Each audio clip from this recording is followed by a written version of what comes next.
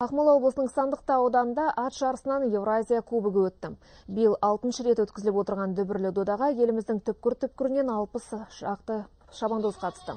Шараны ұлттық ат спорты федерациясы ұйымдастырыпты. Шабандоздар ат жарыста 6 сайыс бойынша сынға түсті. 100-ден жүйрік шыққандар бағалы сыйлықтармен марапатталды. Ал Құнан бәйге, Жорға жарыс пен Аламан бәйгеде бірінші боп топ жарғандарға бір автокөлік сыйға берілді. Темір тұлпарлардың кілттері Ақмола облысы, Астана қаласы мен Алматы облысынан келген атбегілерге үлестірілді. Ат спортының басы қасында жүргендердің айтуынша, елімізде сайыстың бұл түріне деген қолдау жылдан жылға артып келеді.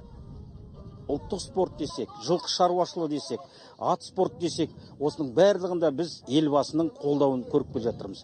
Сол кісінің тікелей басшылығымен, тікелей ұйытқы болуымен қазір біздің қазақтың кең даласында жылқы шаруашылығы мен ат спорт, ұлттық спорт кеңіне қанат жайып дамып келе жатыр. Сол үшін біз елбасыға мыңда бір алғысымызды айтамыз. Атым бірінші келді, бүгін ол жақ ұтамыз деп келдік осы фестивальда Евразияны.